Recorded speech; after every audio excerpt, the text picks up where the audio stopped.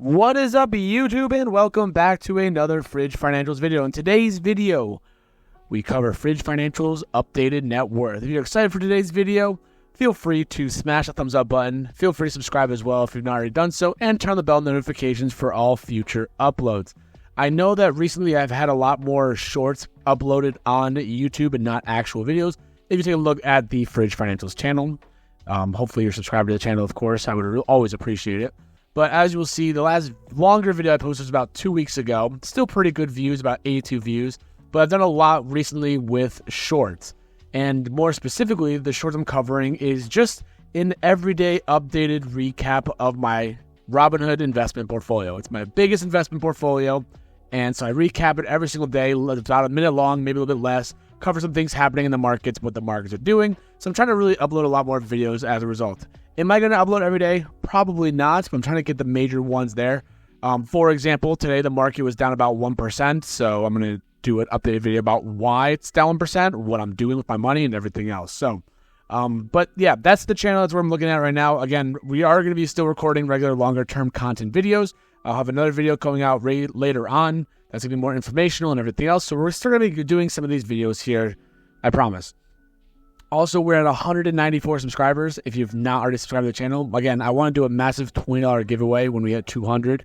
So if you're subscribed to the channel, great. If not, feel free to if you're watching this, of course, so you can be around for when I start posting out how to enter into a giveaway that will be later on. So before we get into that, though, I want to talk about the average net worth. Now, this article came out with Empowered. This one came out actually recently, August 6th, so not too long ago. And here we're looking at the net worth by age. And now, if you're not aware about what net worth is basically taking all of your assets, adding them all together. So everything you own, cash, investments, real estate, things like that, add them all up and subtract liabilities, which would be debts. Debts would be including things like, a mortgage, would be including things like student loans, car loans, all that kind of good stuff is what everything would be covered in the liability aspect of things. You take the assets minus the liabilities, and that creates the net worth. So that's where the numbers are going to come from, essentially. Okay? So as you will see here, we have it aged by decades. So when you're in your 20s, the average net worth is $106,000, but the median net worth is $7,487. And when I teach, as a math teacher, when I teach things like this, like statistics and calculations and everything else, the average net worth is not as good of an indicator compared to the median. The reason why is because for your average worth, you could have 99 people have like $8,000, $9,000, whatever. Then you could have that one person be having a net worth of like $3 million. Made a company, sold it, whatever. This one person with a huge net worth is going to bring the average up a lot. So averages aren't always good indicators. And the example I always explain is, imagine you're looking at like Amazon, for example. With Amazon, we focus on the idea of, you work at the warehouse and everything else. And imagine you're looking at all the salaries of the Amazon workers, but then you have Jeff Bezos making, $10 billion or whatever it is. Again, his salary or what he makes will be pulling the average salary up, making it not as viable. The median is a better measurement here. The reason why is because the median focuses on the middle value of all the data that you have. It's not impacted by big salaries, by little salaries. There's not as much impact on these bigger and smaller numbers. So the median is what I like to focus on more. That's just my personal preference. So when I look at houses, median house price compared to average house price definitely makes a difference. Anyways, so just to go through the quick basics here again, in your 20s, by the time you hit, I'm going to guess 29 years and 11 months before you hit the big 3-0, the median net worth of these people, or of the average person, is $7,487. Average net worth is 106, but again, the more reasonable, the more realistic net worth is the median ones. In the 30s, you're looking at 300,000 almost, and then 35,000, 40s, 750, 125. Before we get down to retirement, which would be in your 60s. Now, luckily, at least for retirement, you have a decent net worth here compared to before. But again, we look at, if you want to retire comfortably and be able to retire at a good age and be able to live life and enjoy it, you want to be looking for at least $1 million in your portfolio and assets and everything else. If you don't have that $1 million asset value, that's where things get a little bit crazy. As you will see also, the net worth starts to drop off. The reason why is because people are withdrawing from their retirement to pay for bills like their mortgage, like healthcare, food, whatever else they want to do. So they start to drop back down. Once you hit that retirement age, they drop down because you're spending your money and you are retiring. So just a little bit of background about how net worth works. My goal is to hopefully beat both of these numbers by the time I'm 30. Again, we're going to look at the numbers and you're going to see where I'm at the end of this video here. But my goal is by the time I'm 30, my goal is to really beat the average net worth of $106,000. That is my end goal. I want to be ahead of the average because that would be awesome.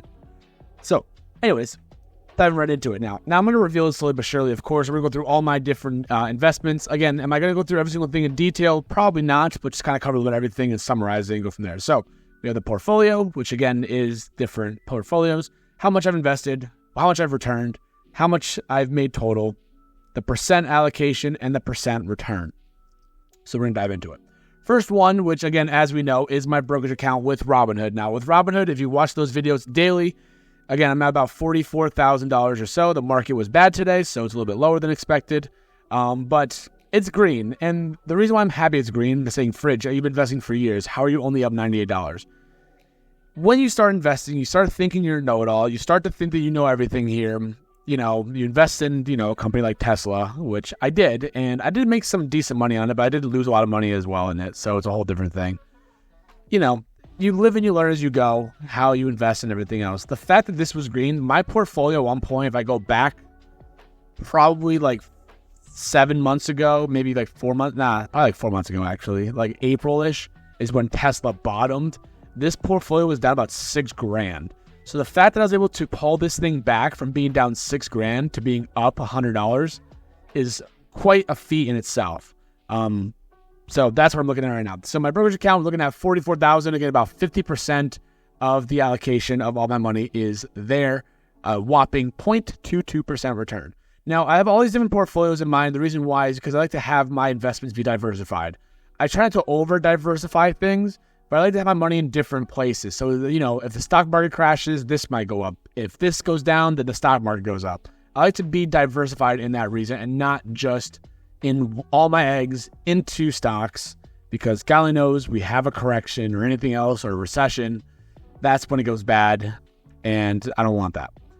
The second account that I have is my HSA account. Now, the HSA account has been primarily funded by my school district. So the school district, HSA stands for Health and Savings Account, or Health Savings Account, by the way. The school district allocates $1,000 for us every year to pay for medical expenses, visits. My glasses, for example, are healthcare related. So I bought my nice glasses with those, which is great, not out of pocket. You have cavities, those get filled, that cost money. You can use your money for that. So they give us about $1,000 every single year to do it, and they give it in increments. So I take that money and I keep some of that money in my actual insurance with my actual insurance company so I could spend it. The other majority of it I put into an investment account, which is with an HSA invested account. I believe it's with Schwab. So I have $2,400 invested. I've made a total of $3,200 in return. So I made $834. Again, a very small allocation, but a great return. And in this account here, since I want to be safe, I want to make sure I'm making money, I invest only in ETFs, the SPY and the QQQ. Those are just tracking the major market indices. So that's why I'm up 34% in this portfolio here. But the fact that I've made an extra $800 pays for, my next glasses. It helps pay towards a surgery if I need to have a surgery or a procedure or something like that. So the fact that I'm still having my money make money is great, because that way when I have an expense come up, I can always rely back on this one if I need to and not pay out of pocket. It's very nice. I love my HSA account. It's there. I have a card. I'm able to swipe and spend as I go for things. So that's great. So that's my second account. So we have the brokerage account, HSA account. We then go into crypto. Now, with the crypto account, I'm up a lot of money. I'm up a decent amount of money. Obviously, as you can see, it's a very small allocation here because crypto is a riskier asset. Obviously, we know crypto could be up 10%, could be down 20%, down 30%, whatever it is. So I have a very, very small allocation in my crypto account, which is 2.46%. but I have made 21.69% as a return. I've invested this much. I invest $20 every single day or every week now into both Bitcoin and Ethereum, and I just dollar cost average Bitcoin and Ethereum. The interesting thing, which is similar to my brokerage account, is I'm actually sitting on a majority in cash right now. Brokerage account, I have about like 17,000 on cash in case, the market was getting a little bit crazy. We got some, talks coming up and everything else. But with crypto especially, it got a little bit, I sold it at a high point. It pulled back a little bit. I'm not sure if it's going to pull back a little bit more.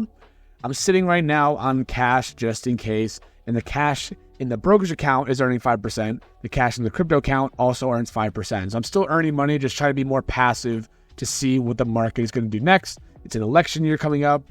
There's talks of rate cuts. All those things are going to be uncertain things for the stock market. So trying to make sure I have some cash available just in case things go sideways.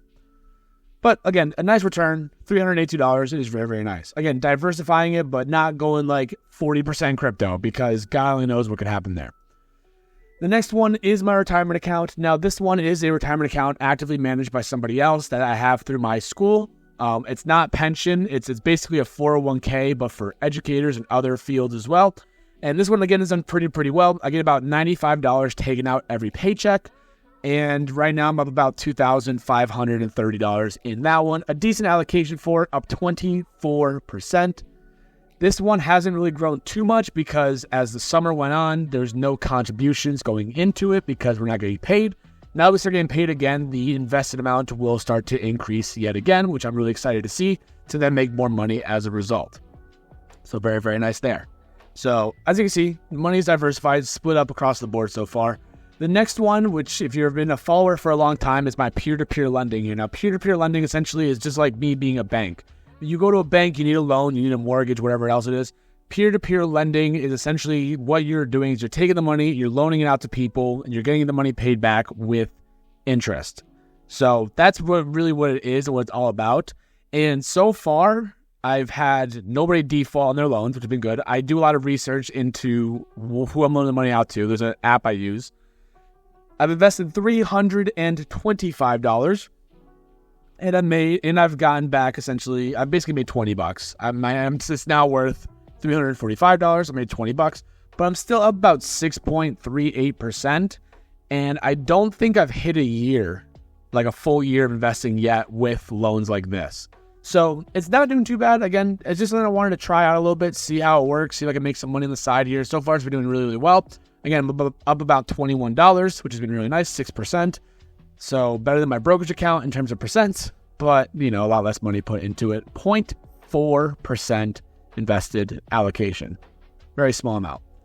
Next one up is my checking account. Again, this is why I didn't want to put things up, obviously, because you have a checking account, savings accounts, everything else. Again, these are numbers I just pulled up and put into the spreadsheet here. I update it weekly. Checking account is sitting at $6,431. I've been so bad about doing like a high yield savings account, and I have not done it yet. I really hate myself for doing it. I need to get on it for that one because this is what's really bothering me. I have a lot of cash sitting around right now, and I really want to start putting money into a high yield savings account. I just haven't done it. So I'm going to be definitely doing that before the next net worth update. I'm going to hold myself to it. You're going to hear it here first. That's what I'm going to do. But again, that one's been, kind of fluctuating a lot because summer vacation, you have bills to pay, but you don't get paid, all that kind of stuff. Savings account, same thing. Again, about $2,700. But this is going towards an expense, so I'm not worried about that money. I'm going to be moving money over to then pay for an expense I have, which costs a little bit of money. So this will start to go down, but I'm going to be looking at opening up a high yield savings account to then get some interest on it as well. We're then looking at Webull. Now, I do have a Webull account, and the reason why I have a Webull account is this is just minor trading I want to work on. I want to learn. I want to see if I can learn some methods. I want to do some options trading, but I want to do very passive options trading here. So I'm trying it out mostly with Webull first. Then I'm going to, bring it over to my major brokerage once I start to learn the tips and tricks and everything else. That one is down about $245, but that's mostly down because of a stock I'm investing in that has dropped down like $300. So, you take what you get. Again, it's only 3% of my overall allocation, so it's not doing anything too crazy to my overall net worth. Most of my net worth is in my investment accounts, my 403b accounts, and everything else. So nothing too crazy, but, hopefully this will be green sooner than later. Because so far, as you'll notice, green, and then this is the first red one. The last one, and this is not an investment account, technically, is my car value. Now, my car value goes in because my car is fully paid off. Since my car is fully paid off, it is now considered an asset. The reason why is because I can take my car, go trade it in, take the cash out, and I have that cash available to me. So I can trade my car in and get the cash value and then go from there. So it is an asset, not a liability, because I don't have any more money left that I owe on the car. I also have no student loans, no debts or anything else. So all the money you see here is what it is that's going to be my net worth. So my car value right now, believe it or not, is about at $12,490. The interesting thing about the car value, back in 2018, about 6 years ago, I bought this thing for $18,000. So I've gone from $18,000 down to $12,000 in 6 years. My car essentially has depreciated on average $1,000 a year. That's actually very impressive because, as most of us know, cars depreciate fast in value. From new to used, they drop. They're more of a liability usually than an asset. But I've been really fortunate that my car value, CarMax sends me like a monthly update. It's worth about $12,490 trade-in value. So very, very nice. And that leads us to our overall net worth. Now, if you were just listening to me talk and you do the math yourself, you could do so. But the overall net worth that we have in all the accounts is $87,222.05. So smash the median from that website out of the park, and we're only about $20,000 away from the average net worth. And I still have a year and 4 months before I go into the big 3-0. So the fact that we're sitting here at $87,000 as a net worth is absolutely awesome. So we are looking at a net worth of close to 6 figures. And that is something that's absolutely fantastic. It's taken a while to get here. I think my first ever video, my net worth was about 60. I'm going to have to go back and double check, or I'll link in the description. You go back and double check and see. I think it's about $60. 60,000 was my net worth. Now I'm at $87,000. I'm so excited. I can't wait. I'm very close to hitting 100K. That 100K is going to look so nice on my spreadsheet here. So that is my overall net worth. If you have any comments, you have any questions, any kind of feedback, make sure you leave it down below in the description, or in the comment section, I should say, not the description. Thank you so much for watching today's video. If you made it this far in the video, make sure you like the video, subscribe to the channel, and turn the bell notifications as per usual. Super excited. If you have any questions, again, like I said, leave it down below in the comment section. If you want any advice, I'm not a financial advisor, but I can give you what I've been doing over the years. So hope you guys are making money in the market. Hopefully your net worths are increasing, and I will see you guys in the next video.